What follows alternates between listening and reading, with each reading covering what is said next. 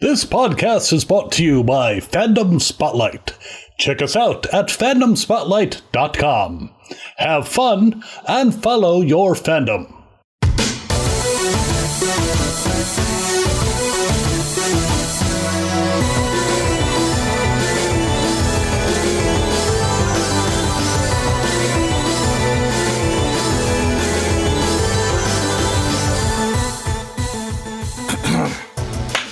Anime, we have your attention, please, and welcome to a special episode of Dragon Ball for Life, where you come for the content, but you stay for the culture. You know who I am, Bro Vegeta, the Prince of all sayings, Mr. Matty Ice, Matthew Porter, but we have a special guest, the man behind the green curtain, the Wizard of Oz, if you will, if we won't get sued for referencing that movie. Super Producer Mikey himself. Talk to the people, Mikey. Whoa. Today I'm Majin Mikey.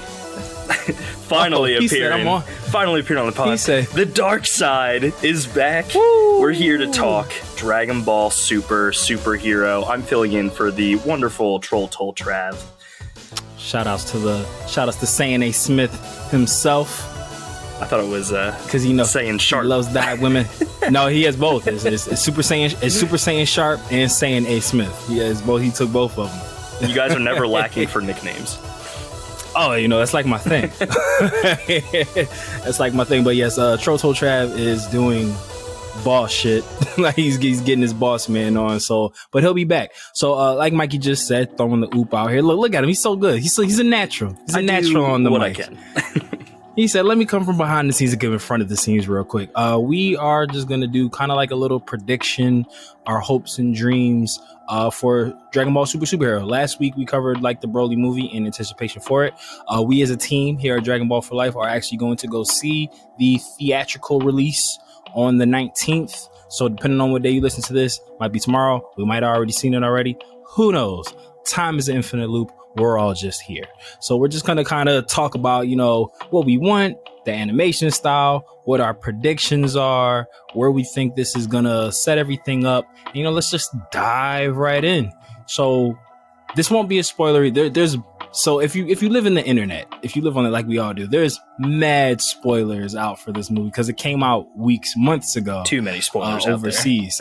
Way too many spoilers. So we're not gonna ruin it for you. If you want to go on Twitter and do that like I did and just kind of kill the surprise, feel free. We'll touch on some of the things, but we won't really go too in depth. But I guess we'll just start off with the elephant in the room, the animation style. Mike, how do you feel about this 3D chess version of Dragon Ball, which we did get to see in the Dragon Ball Broly movie when they turned into Super Saiyan Blue Gogeta and started fighting Broly and went into that the quantum realm. My Marvel references never cease to end, but they're making the whole movie like this. Now, how do you feel about it? I am so torn. This is something that I think I struggle with, just being a huge fan of animation in general. Really love the 2D animation, but some of my favorite animated shows have started to venture into that 3D territory, and I think a lot of fans are asking themselves, is the Dragon Ball style going to translate? And we've seen, like you said, instances of it in the Broly movie. If you've played Fighters, there's tons of it in there, and it looks crisp and clean. No caffeine. It's best used sparingly, and I'm hoping that it's not so jarring that I end up coming away being like, I never want to see it like that again. But I'm open to see how the whole feature impacts me as in its entirety. I'm not going to judge it based off the trailer right now. Yeah, I feel I could be totally wrong, and my eyes could have deceived me. I feel like the most recent My Hero movie had elements of that, like the settings were 3D. I think the characters were still 2D, but when they had the spacesuits and shit on, they were that. I think you're absolutely right, but I was so busy being thrown around on my 40X chair that I don't think I noticed it as much. But I think when Deku is black whipping around a bridge, there's some 3D sets there, and it looks nice. I think these animation departments are getting more complex and giving the viewer even more to be excited about. I'm just kind of concerned because we're so used to seeing Dragon Ball in this 2D realm of animation. And let's be real, the hand-drawn pieces of the Broly movie are some of the best Dragon Ball animation we've ever seen. 1,000%. So to go from that to this, Yeah, even Dragon Ball Super, because a lot of people, they'll do like fan images where they'll like have Dragon Ball Super scenes but drawn in like the Z anime style, and I miss the Dragon Ball Z anime style, like that grainy, gritty like anime look. I remember when I was a kid, total tangent, but that's what we're known for. If you remember a Big O that used to come on Toonami, like halfway through that show they switched to that newer animation style that most animes go to, and I remember thinking there was like something wrong with my TV. I was like, wait, this shit looks weird. I was like, I'm not enjoying this at all. But it was crazy because it's like I hated it so much because I think that was like the first time I've ever seen like that newer squeaky. I call it like the squeaky style animation. For sure. It definitely looks shiny. And I remember, and I feel like Big O was like kind of like spitting in our face because like the last episode of the show, because I don't think Big O had more than one season, like the show ends with them going back to the old anime style, and I was just like, you did it. That's fucked You're up. Gonna switch to this new one and not even keep it that way for the finish. It's like literally like halfway through they switched it to the squeaky version, and then like the last episode, like the last scene, it goes back to that grainy gritty look again. I was like, this is what I've been missing this whole time. But I'm like you, Mike, I'm torn because I feel like a semi-hypocrite because when they did that 3D style in Broly, I was like, oh shit, like video game graphics. I thought it was fire. Like, and then the whole movie, all the Dragon Ball Supers like that, I was like, ew. Yeah. I don't want that. It's a lot. Like it's overstimulating. Like it's a lot. Like it's fine when I'm playing something like Dragon Ball Xenoverse because I'm expecting it to feel like that. But when we're so used to the older animation style and then kind of still getting used to the new animation style, to have it all be like this, it's just going to be maybe jarring, but we'll see. We'll see what happens. Yeah, we'll definitely see. But we could spend literally this whole thing talking about the aesthetic of the movie. So we will move on. So as everybody knows, there is no spoiler. We see the resurgence of the Red Ribbon Army. We see some new faces. They don't really explain or go into detail who they are. I believe, if this is a spoiler, my bad, that the guy, that the new creator is Dr. Giro's grandson, I think. I'm pretty sure that's like information that's actually already out there. I don't think that's something that I just if it wasn't a fell into the press wormhole. briefing, I missed it. But if that's the story, then I'm not upset about it, to be honest, because that feels like a logical step in that direction. If Red Ribbon Army's going to come back. I feel like it was like a character board. I don't know if it was like an announcement, but I feel like when they went doing like introducing Gamma 1 and Gamma 2, like I forget what his name is. It's probably something, Baby Jiro, grandson Jiro. But so I guess my question for you, Mike, is, we're all tired of Frieza coming back all the time. And it's funny because it's like pre this movie, a lot of people have been calling for like the return of like not necessarily the Red Ribbon Army as a whole, but like Cell, he has ties to the Red Ribbon Army. But now that we're getting it, are you happy that they're playing the nostalgia card, or would you have liked to have seen like a new enemy for this movie? No, I'm fine with the nostalgia card because we're seeing a unique spin on things. I really think that androids, whether they're from Earth or not, because as we've seen, in like the 7-3. Being introduced in the Moro arc, it's interesting to see these characters. It seems like they have no power limitations, and it presents these really unique circumstances that the heroes have to like fight their way through, and without kind of mixing it up every once in a while, we don't get that. So the Red Ribbon Army coming back, I think, is totally fine. I'm down for new androids. We have a couple that have changed sides. I want more bad ones. So, I feel to me, it's almost all the androids are turncoats now. Yeah, but to me, it almost feels like they're a new subset of like race in the Dragon Ball universe. We have the Namekians that are very present, Saiyans. But like to have Android be kind of like one of those subsects of groups of characters, I'm all about it. And if Gamma 1 and Gamma 2 survive the film and end up, it'd be really interesting to see how they might interact with characters like 17 and 18 down the line.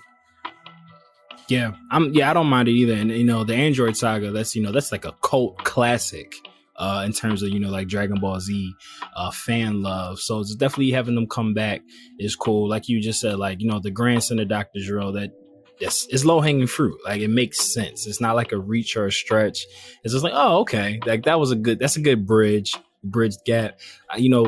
As a manga reader as well, it does sometimes get like, again, these guys again. Cause like, if you really think about it, the Red Ribbon Army has been a through line through the whole Dragon Ball IP as a whole. Like they were like the big bad in most of Dragon Ball.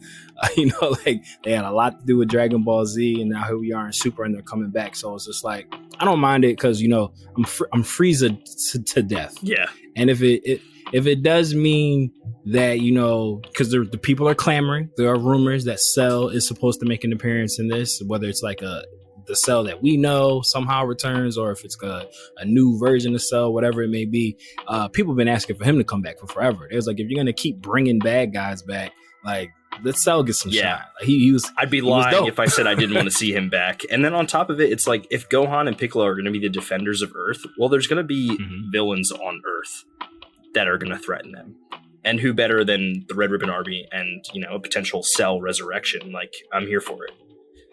Yeah, I'm rolling. And that's a beautiful topic that we could touch on for the next part. So if we're going based off the trailers, which have been very scarce of Goku and Vegeta, which I'm totally fine with. And it does seem like we're finally shining some light, some overdue light on Gohan and Piccolo. What is it that you are hoping for them coming out of this movie? Well, not going to touch on spoilers because I think there's a few people out there that are probably definitely aware of some big things that are coming their way. But, I need to see them solidify themselves as the leaders of the Z Warriors on Earth. They're the powerhouse. It's been said multiple times that Gohan has the potential to be the strongest fighter of anybody. Not Goku, not Vegeta, Gohan. And there's something special there, I think, about, him. And then also coming back to a character that we have seen get the short end of the stick in so many instances across Dragon Ball history. Piccolo, it's his time to shine, and I'm ready to see that. So I think that a lot of anime that have these ensemble casts have been doing a really good job of letting other characters shine. And a big criticism of Dragon Ball at the moment has been like the Goku and Vegeta show. I'm not just looking forward to Gohan and Piccolo. I'm ready for older Trunks and older Goten, who we haven't even touched on yet. Finally, right? And I unfortunately in the trailer they've already shown that the shtick is still Gotenks, but I kind of want to see them grow into their own people if we're not going to get future Trunks back. Yeah. Yeah, absolutely. I'm sorry. We're politically correct. Hefty Gotenks. Hefty Gotenks. Rotund. We don't body shame on Dragon Ball for life. Gotenks. Thick Gotenks. There you go. Thick tanks. Go thick. Sure. Go thick. Hey, there it is. Coining it. Trademarking it. Timestamp. We said it here first. Go thick. That is his name. We will take all proceeds and profits off of that. But yeah, you're absolutely right. And Piccolo was my original favorite character on Dragon Ball Z, like when it started, like because most of us in America, we went Dragon Ball Z first and then Dragon Ball came out, and then we kind of watched it backwards, and then it's like, oh, let's watch it through the right way. So Piccolo, like for as 90s kids, he's like the original anti-hero. He was just like, oh, he's not really with the good guys, but he helps out. But he's like a rebel without a cause, and like he wears chacletas and, and everything. And then he's a drip god. Drip god. Like he's basically Batman without the money. Like he got the cape and the cowl, got like the headdress, everything. So it's just like, yeah, like I've never been a Gohan fan. Like I get it. Like he's cool. Like Super Saiyan 2 Gohan in the Cell games, like that was that guy right there. But it's like, he's always been a bit of a whiny bitch to me. He also sounds like Bobby Hill from King of the Hill, and you'll never be able to unhear it. He does. Well, the original. Thanks, bud. You're welcome. Ruined if you needed a new reason to not like kid or teen Gohan, there you go. And it's funny. So I've never have been and never will be a fan of Dragon Ball Z Kai. I watched some of it just to hear it. The recast of the Gohan voice is nails on the chalkboard. That was the worst voice cast ever. And then the fact that they kept it the same little whiny voice from like when it was Kid Gohan to versus Teen Gohan. I was like, why would you keep this same character? So it was just like watching him fight Cell. Like, nah, nah, nah. I was like, oh my God. That's my purse. I don't know him. I don't know you. They give me back my purse.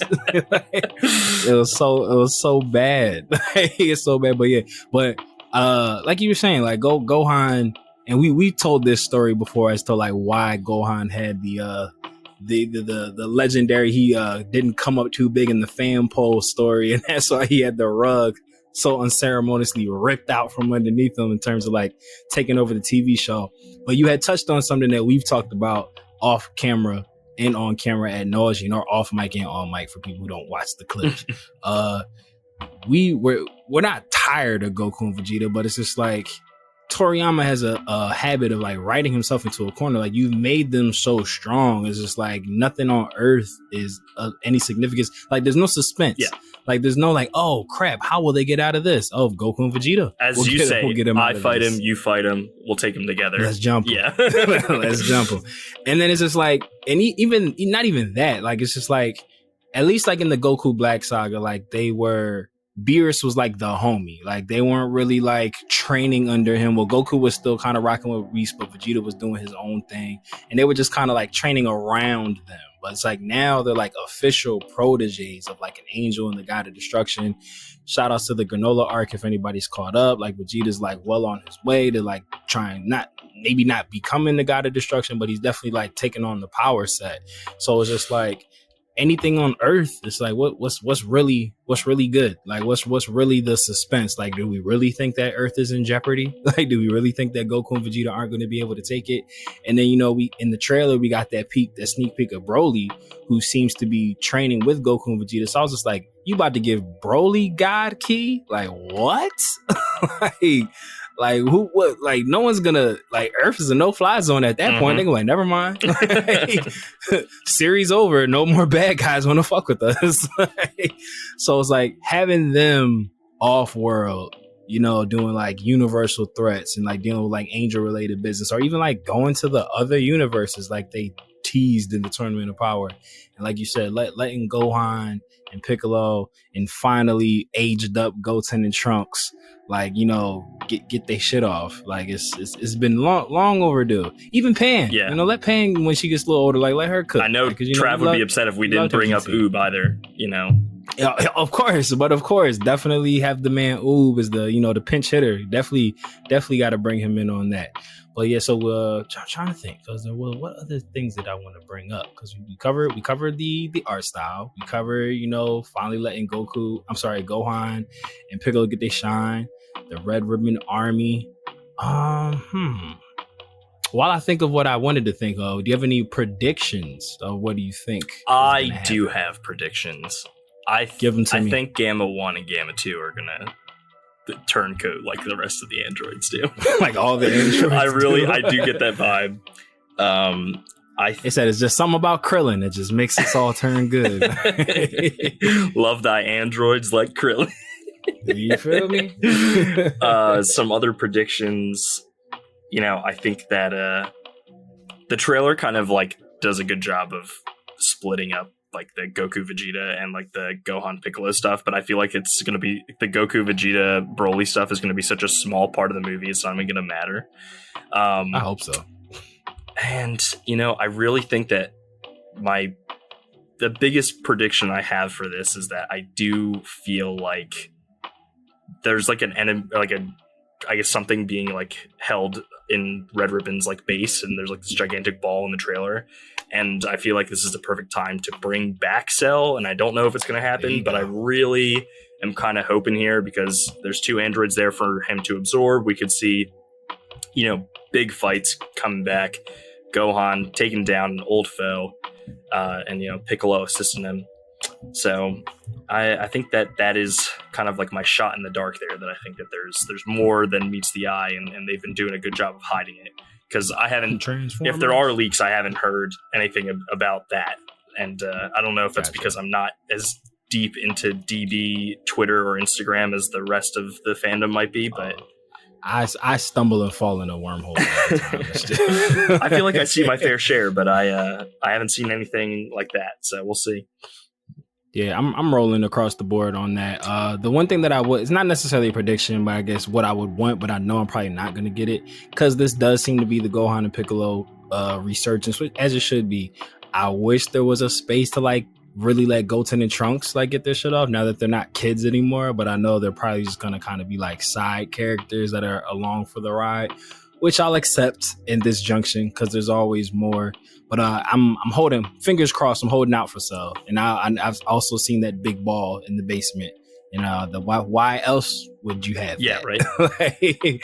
To speak to your Goten and Trunks point, I don't know if you feel the same way that I do, but like Future Trunks is my favorite character, and he's very high up there for a lot of fans. But it's like, do you think that like the main timeline Trunks could ever live up to that, or is it just like not even possible based off of his universe's upbringing?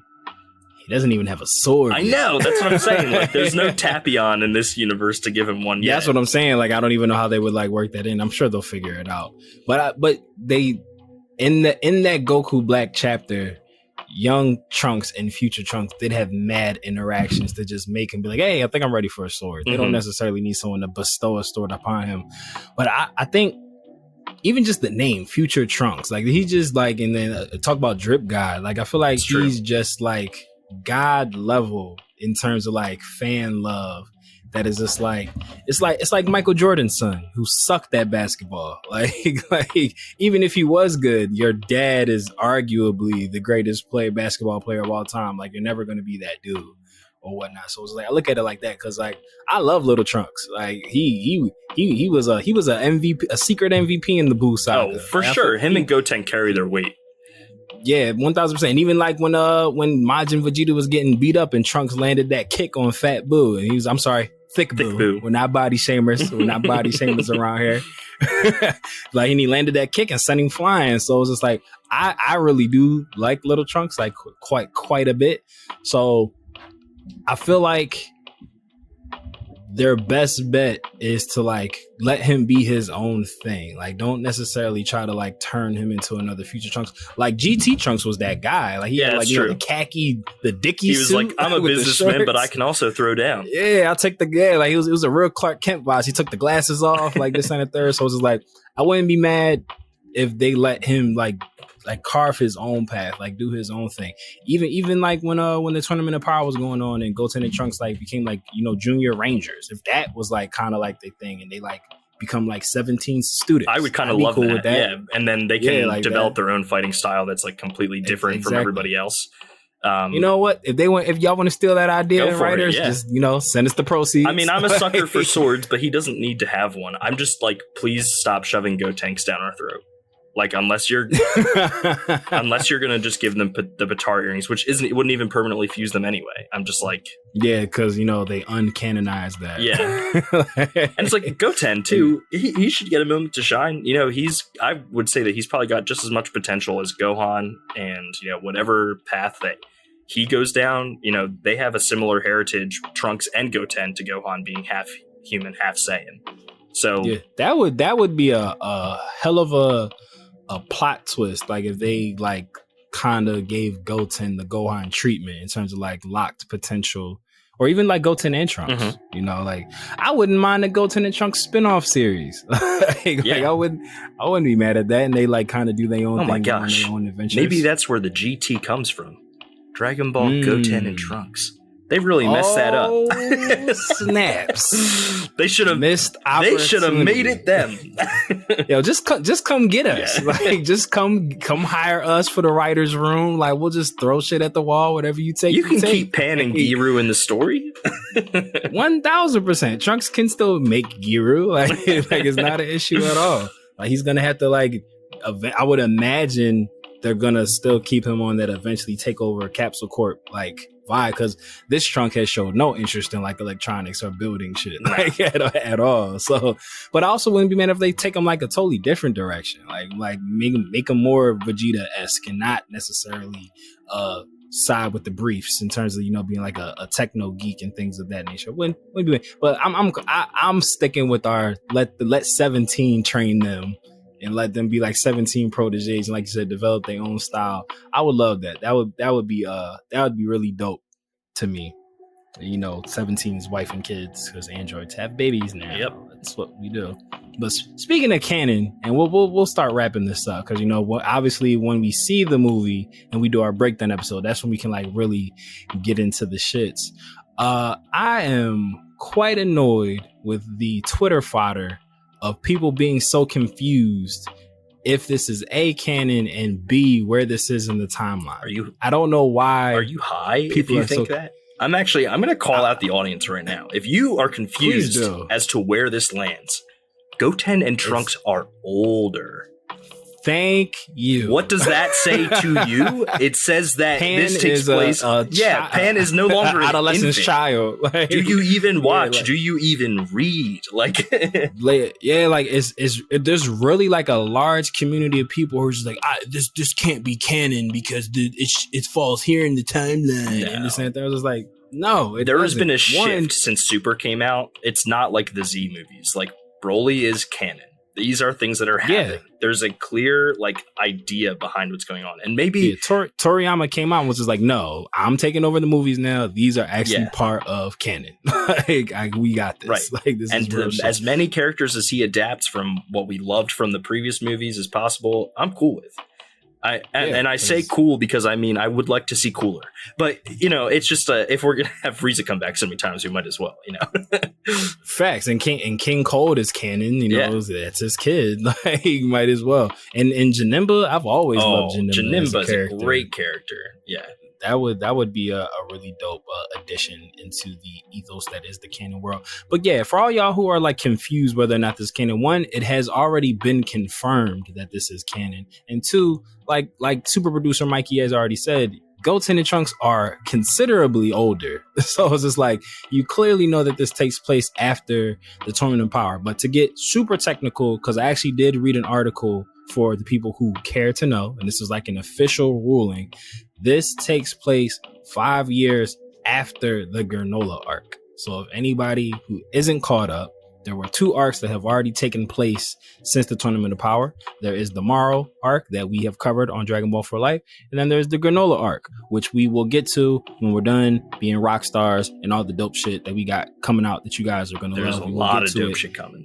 A lot of dope shit. And the Granola arc takes place literally right after the Morrow arc. They literally just bleed into one another. We teased it on the last chapter review for the Morrow arc, and I believe it's either 3 years or 5 years, but this movie takes place 3 to 5 years after the Granola arc. And I had heard rumors that there's going to be another arc that's going to bridge that gap.